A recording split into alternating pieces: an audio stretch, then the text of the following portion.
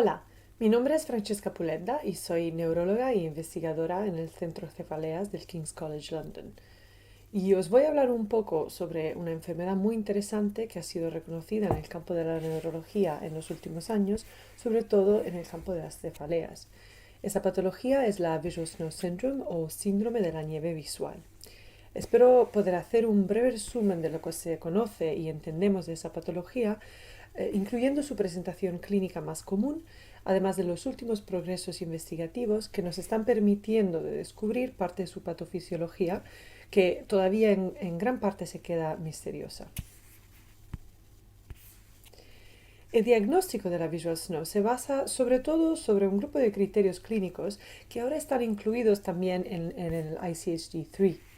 El criterio principal se basa sobre la presencia de pequeños puntos luminosos que se parecen a nieve o la interferencia visual que podía aparecer en los televisores analógicos. Y esos puntitos suelen ser de color negro y gris sobre un fondo claro o gris y blanco sobre un fondo más oscuro, pero también pueden ser transparentes, brillantes o incluso colorados. Y aparte del síntoma principal de la nieve, los pacientes a menudo se quejan de otros síntomas visuales que de hecho son parte de los criterios diagnósticos de la síndrome completa de la Visual Snow. Y esos síntomas son la palinopsia, que puede tener la forma de trailing o after images, el fenómeno entóptico, que a veces puede ser notado por personas sanas también, pero que es muy presente en pacientes con Visual Snow, la fotofobia y la nictalopia, que es la dificultad de ver claramente cuando hay poca luz.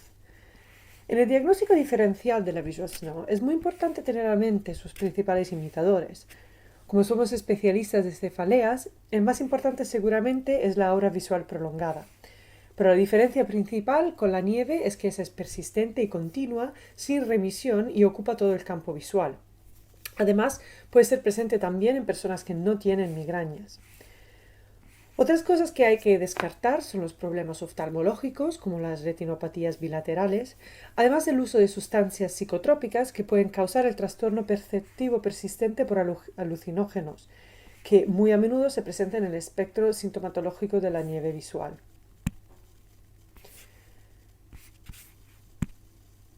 Aunque la definición de esta patología sea muy reciente, en los últimos años hemos podido entender más de sus características clínicas, gracias a una literatura que se está expandiendo mucho en este campo.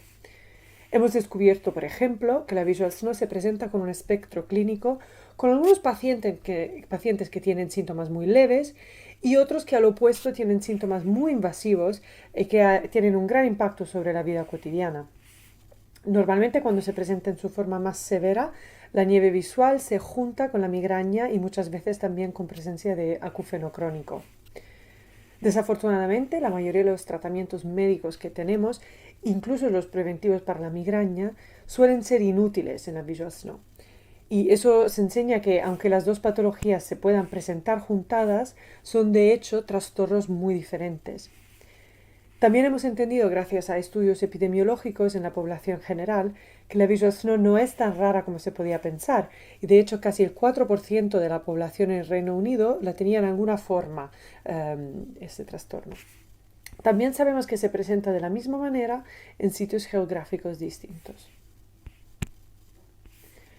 Aunque la patofisiología de la Visual Snow Syndrome no se conozca en larga parte, hemos tenido progresos en su entendimiento, sobre todo gracias a las neuroimágenes investigativas.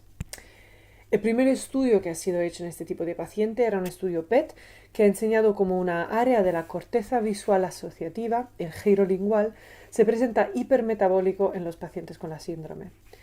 Es interesante notar que esta misma región cerebral está implicada también en la génesis de la fotofobia en la migraña. Y un estudio que hemos hecho al King's ha confirmado la importancia del giro lingual en la Visual Snow Syndrome y que eso tiene niveles de lactato más altos de sujetos normales. Eso a su vez causa una alteración de la respuesta cerebral que se podía ver con resonancia magnética funcional. Además de esos cambios funcionales, hay también anomalías estructurales en el cerebro del paciente con Visual Snow. Voxel-Based Morphometry ha enseñado en 2 estudios que hay muchas áreas del sistema visual, pero también fuera de eso, que tienen un volumen de materia gris más grande en los pacientes. En fin, en un estudio reciente con SPECT se ha visto que algunos pacientes con Visual Snow tienen una hiperperfusión de los lobos occipitotemporales. La neurofisiología ha sido también muy útil para investigar la Visual Snow y para descubrir también parte de su relación entre esta patología y la migraña. De hecho, con estudios de potenciales evocados visuales, dos grupos diferentes han encontrado una reducción en el proceso de habituación en respuesta a estimulación visual repetitiva en los pacientes con Visual Snow. La falta de habituación estaba también asociada en estos estudios con otros signos de hiperexcitabilidad cortical en el sistema visual. Y eso es importante porque sabemos que este mecanismo de la habituación está también implicado en la patofisiología de la migraña. Un resultado un poco diferente se ha encontrado en el estudio de Eren y colegas, que ha encontrado como pacientes con Visual Snow tenían una latencia de una componente de los potenciales evocados visivos alterada, y esa era la curva N145. Eso significaba otra vez un procesamiento disfuncional a nivel de la corteza visual asociativa. De todas formas, en este estudio no se encontró un trastorno de la habituación como en los otros dos, lo cual nos dice que hay que hacer más esfuerzo en el poder replicar estos datos en el futuro.